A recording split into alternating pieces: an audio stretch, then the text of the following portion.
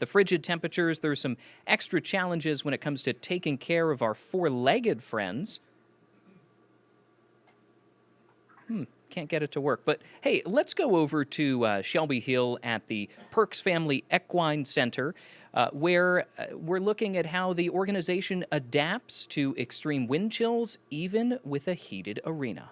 Shelby, thank you so much for doing this interview with us. Just kind of walk me through, from your perspective, some of the safety things that you all go through and train. Sure. So we have animal care and maintenance staff on the property every single day.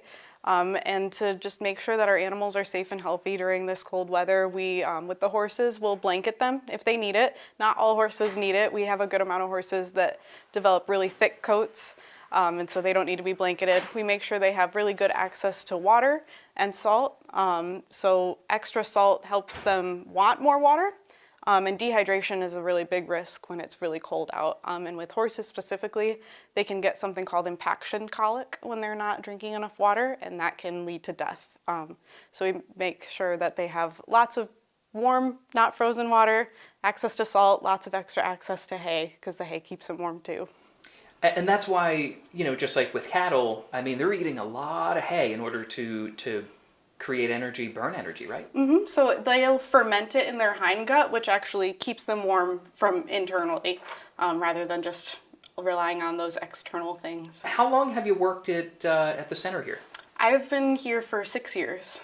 So you've really seen the weather patterns kind of ebb and flow, and so minus 40, wind chills. I mean, how does that stack up against, I guess, your workload?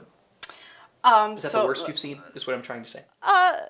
Yeah, it was pretty bad this year. Last year we had a very mild winter, but we've had years in the past where we've gotten a negative 40. We're very lucky now. We have this heated building. We use gators to get all over the campus, and we used to just have open gators. Now we have enclosed heated gators that help keep us warm. Yeah, we've experienced this before, but this was a rough year, that's for sure. And this was it the first time in this heated building? Yes, yep. Oh, that's awesome. So I'm a little new to the area, when was this built? Can you kind of tell me about the building itself? Sure. I believe we finished construction about 2 years ago. So the building was mainly built from a very generous donation from the Perks family, which is why it's called the Perks Family Equine Center.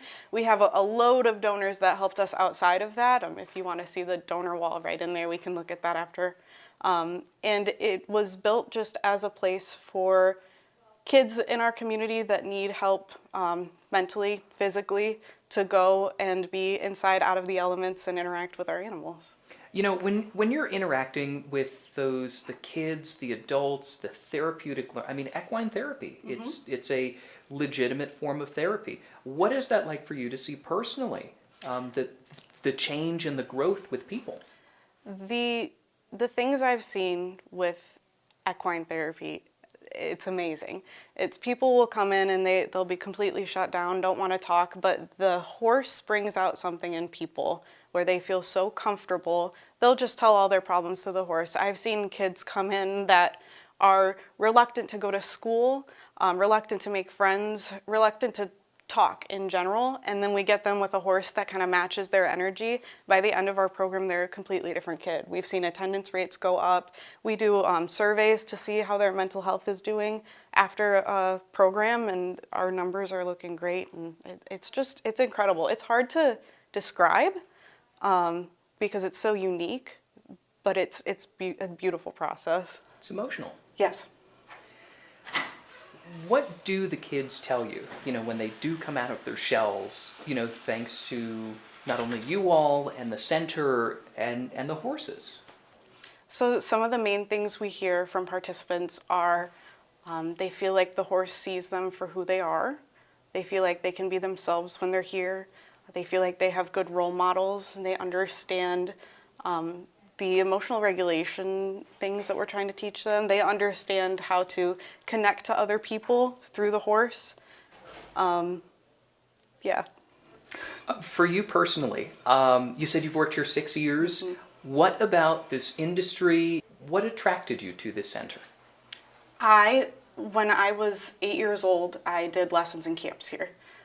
So I came back just as summer, I was in college and it was just a summer job, and I fell in love with Lockwood, with the park district, with horses in general.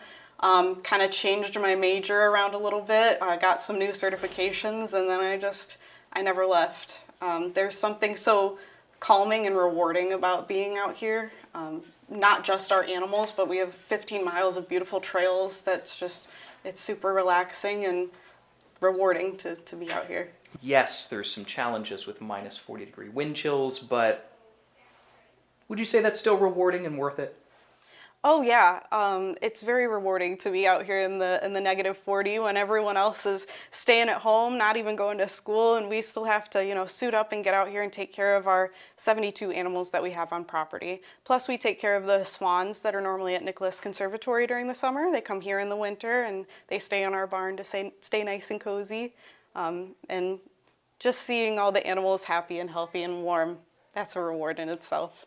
They can really sense your feelings. They can sense if you're nervous. They have a really big electromagnetic field. So any kind of nerves, anxiety, depression, they feel it all. So just controlling your emotions around them is a really big thing. We don't like to run and scream around them or spook them, even though these are big animals that will ride into war. They can be terrified of a plastic bag. So we just want to make sure that we remain calm when we're around them and just always aware of what they're trying to tell us with their body. So they'll talk through their ears, through their nose, through their eyes, and as long as we're paying attention, we can tell what they're trying to tell us. So what do we think Big Mac is thinking right now? He's very relaxed right now. He's got a nice loose lip, he's got soft eyes, kind of droopy-ish ears. He's not super alert, he's very relaxed. He's very happy that you're just there.